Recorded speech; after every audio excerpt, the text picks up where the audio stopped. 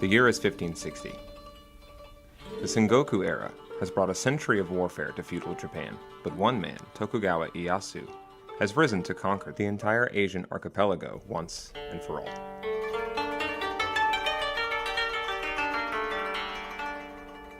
Japan will no longer be dwarfed in statecraft by China. For the first time, a full-blown Japanese nation-state is coming into existence. But ushering in this dream of lasting future peace and prosperity will mean lots and lots of current wars. One such disobedient obstacle to the Tokugawa regime currently resides in a remote fortress stronghold said to be as impenetrable as an island. The one outfit cut out for dealing with such a scenario is already on the job.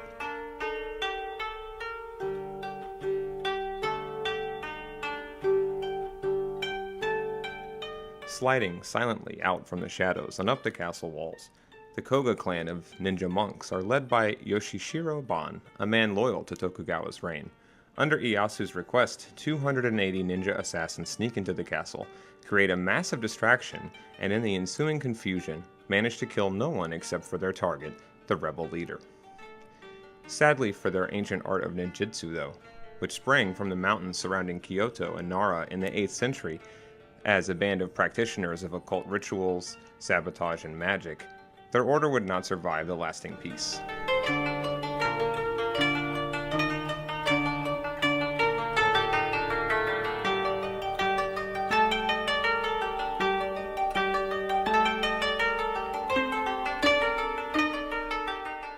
The ninja and their fusion between Buddhist monasticism and the strategic insights of Chinese thinker Sun Tzu would have likely intrigued and captivated Winston Churchill in the 1940s. After all, he was fond of Sun Tzu's saying that all war is deception.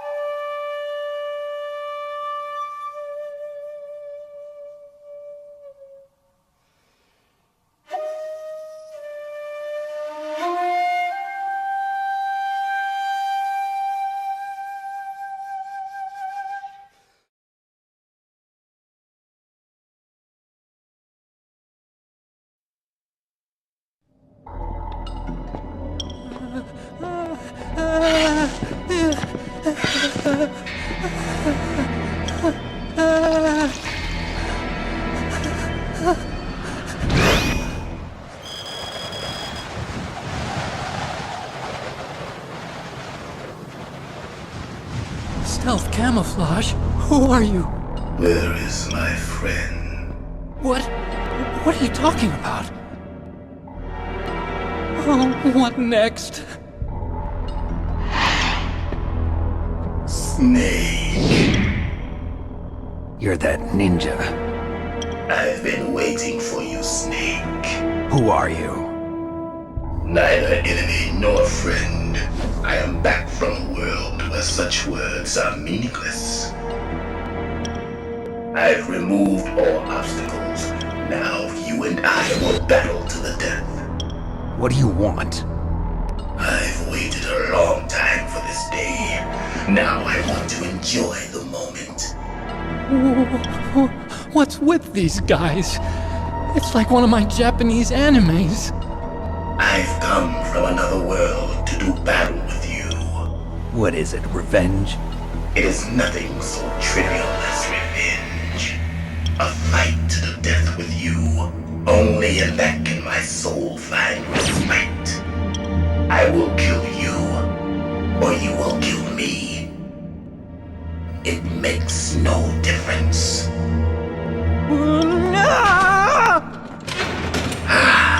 Fine. He can watch from inside there. I need that man. Keep your hands off him. Now, make me feel it. Make me feel alive again. If you have a question about members of Foxhound, you should ask Naomi.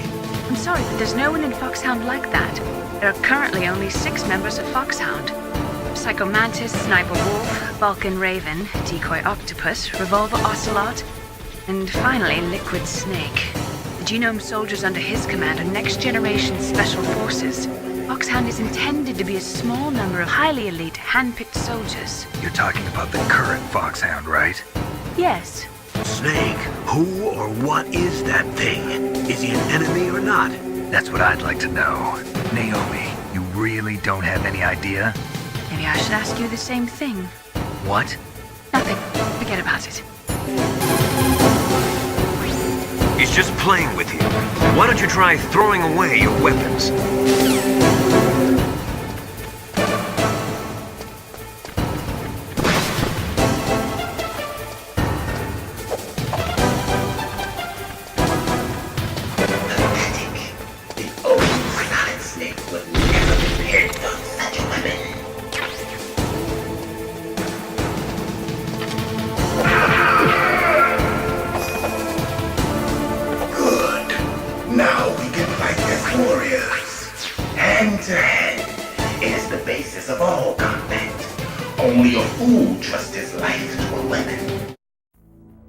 There's no better example of digital fusion thus far than this, the true second boss battle of the game, with Cyborg Ninja. Throughout MGS1 up until now, the presence of that ninja has been treated as something like the physical embodiment of trauma. He emerged out of nowhere and with no explanation. He moves and talks like something out of a bad dream or a Japanese anime. In other words, that ninja seems realer than real, what Baudrillard would have called hyperreal. His very presence is a violation upon the genre trappings of what MGS1 presents itself to be. There are no cyborg ninjas in Tom Clancy or John le Carre novels. So, if MGS1 were as boring and as normal as it would have you believe, there wouldn't be any here, either. Yet there is, an intruder in every sense of the word. And a Japanese one at that. Not only does this blur together time periods, but also cultures. It's like you're getting the whiplash of globalization all in one image, all in one character. The careful balance that's been struck thus far between cartoonish realism and operatic campiness, which is a balance that the entire first quarter of the game was spent striking, is immediately wrecked upon that ninja's arrival. And all along, the story and gameplay alike have been hinting at what this long-awaited encounter slowly yet dramatically reveals. The ninja more or less symbolizes all the ghosts of the past, which haunt Snake's tortured conscience no matter how hard he tries to run away, and no matter how much his superiors try to convince him of his own heroism.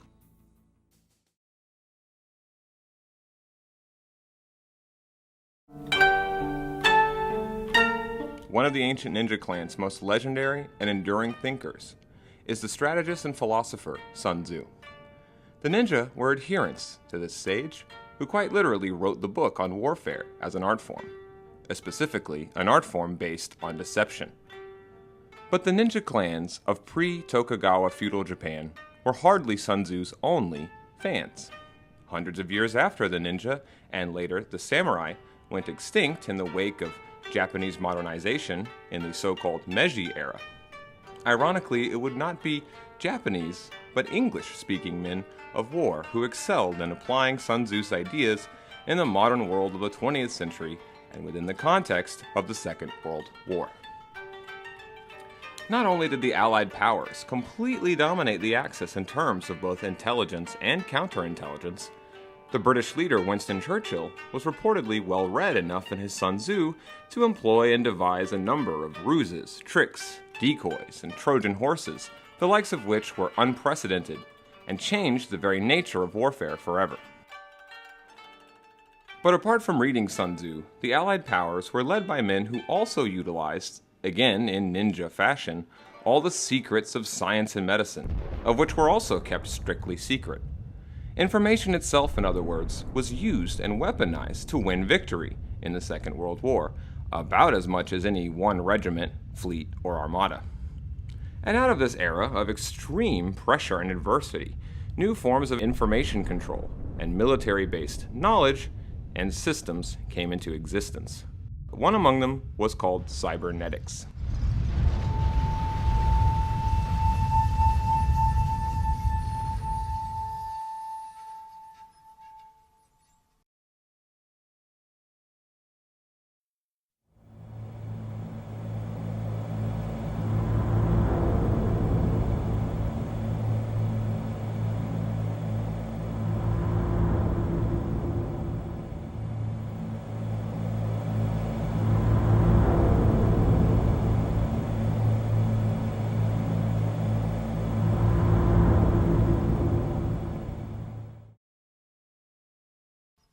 Cybernetics, roughly speaking, sets out to be a grand unifying theory of both man and machines. Similarly to the way that Einstein's relativity mathematically equivocated for the very first time mass with energy, Cybernetics attempted to equivocate for the very first time minds and non-thinking machines. This attempt fused together insights from heretofore unrelated scientific fields to arrive at the following dogmatic yet verifiable conclusion.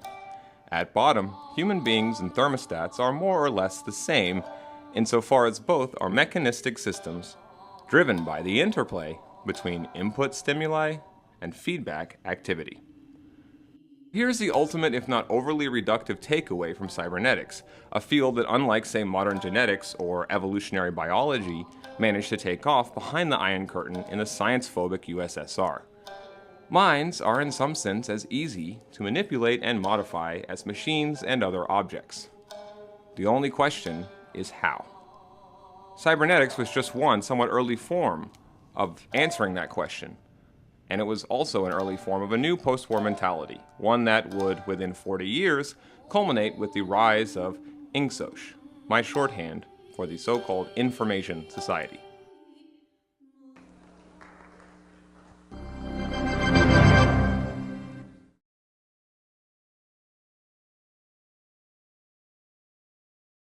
Ironically, the same year that Harvard-based thinker Dr. Norbert Wiener publishes the literal book on cybernetics, a certain British-based dissident and polemicist debuts his final and most endearing masterpiece, 1984, under the pen name of George Orwell.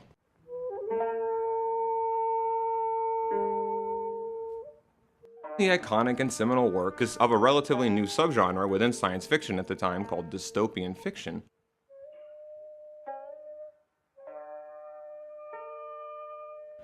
Orwell depicts a possible near future in which something like cybernetics has fully taken root in British society. Equal parts East and West, the version of totalitarianism in the novel combines and mutates to form a terrifying and all but unstoppable form based around the name Ingsoc, short for English socialism.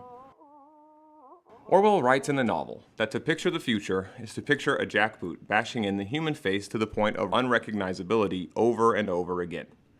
And as one of the inner party's enhanced interrogators tells the protagonist Winston Smith late in the novel, the party makes the enemy's brain perfect before they blow it out. Room 101.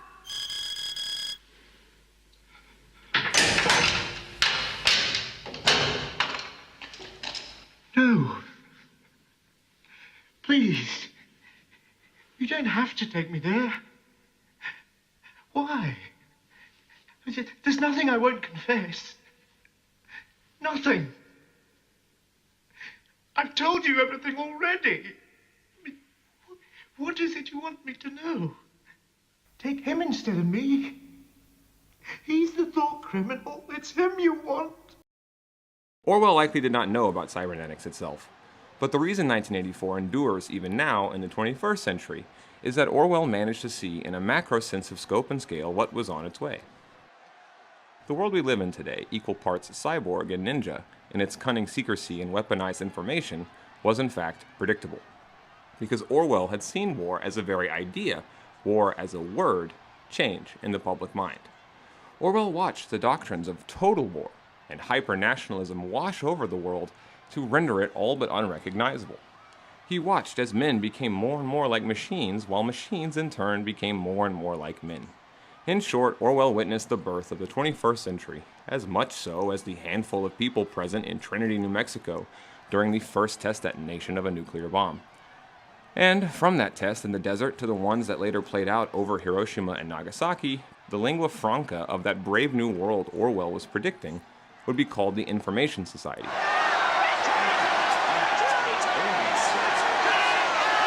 The lingua franca of that brave new world would not be a language, but a mental faculty, namely terror. Fear, loathing, and terror for the enemy would, like in Orwell's novel, become maintained permanently, and it would happen by virtue of information control. The button or passcode unlocking the machinery of the mind was to be that of our oldest and possibly worst trait as a species, our irrationality tribalism, and fear.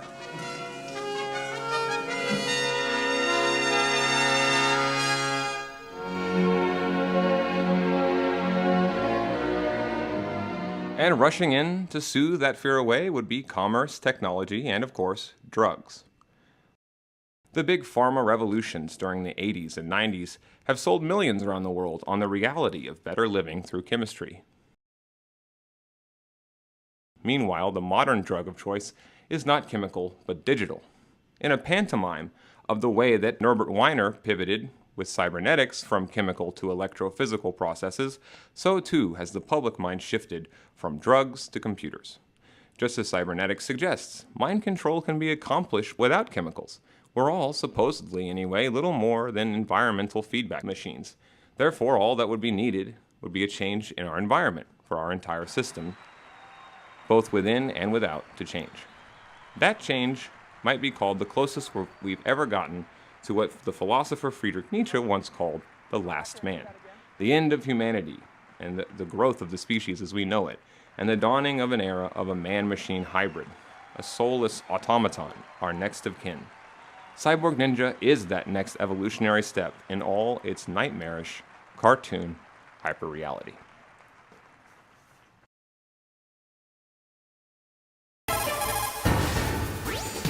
Look at him move. He must have some kind of powered exoskeleton. Powered exoskeleton? You mean like prosthetic arms and legs? No, prosthetics are intended to replace original body parts. That ninja's exoskeleton makes him far stronger than any normal human.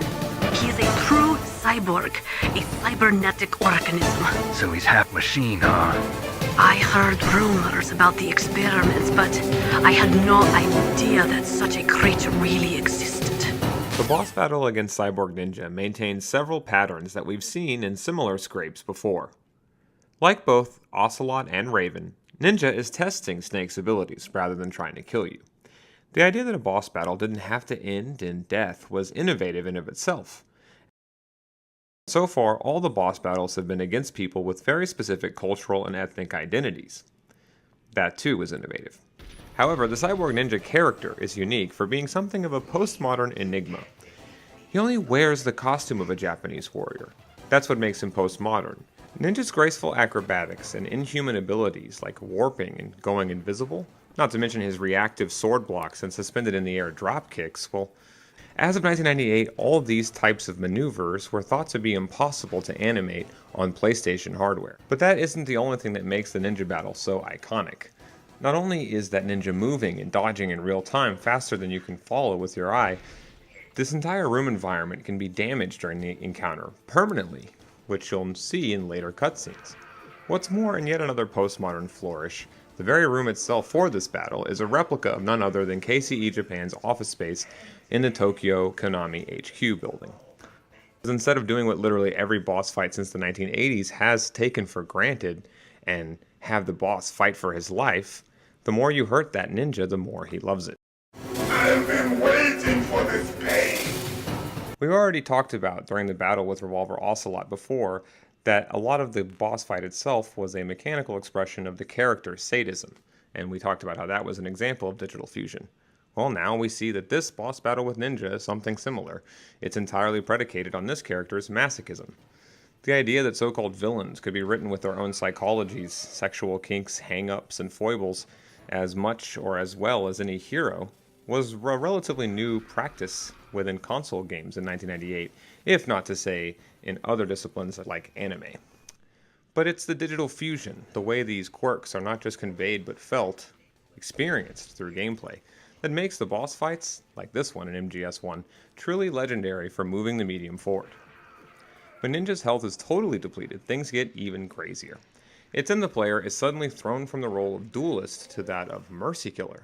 The final shots hit Ninja not out of anything as trivial as revenge, but out of something that he hopefully gained while fighting you in the gameplay sequence, your respect and your pity.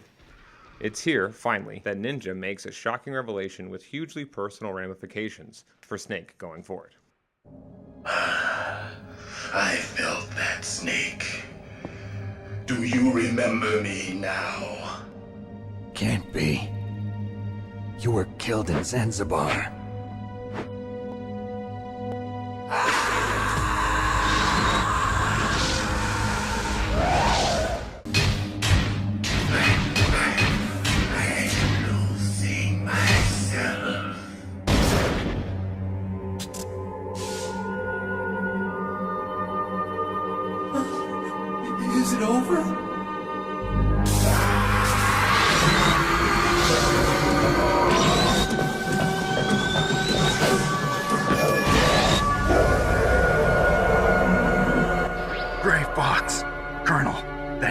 It's Gray Fox.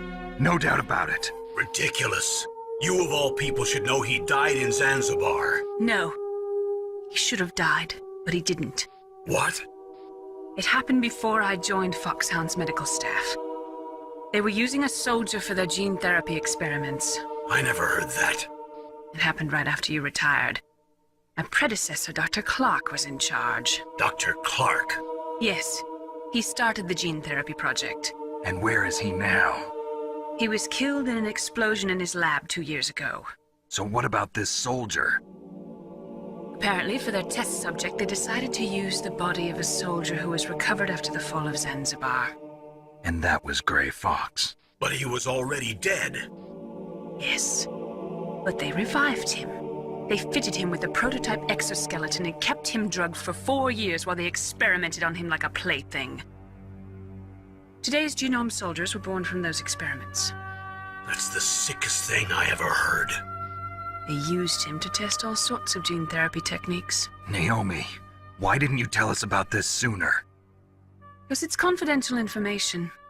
Is that the only reason? Naomi, what happened to Gray Fox after that?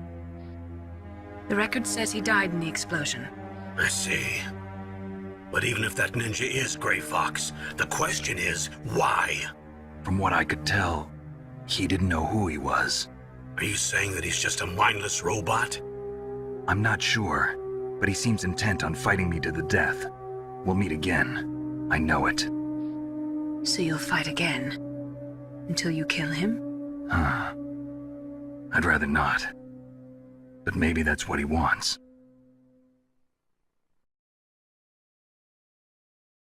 Up to this big reveal following the boss fight, MGS1's mainly emphasized the dystopian elements of its world and story at the macro level. The DARPA chief and Armstead president, not unlike the terrorist insurrection itself, presented an existential threat to untold millions if not the entire world. But that was all big picture.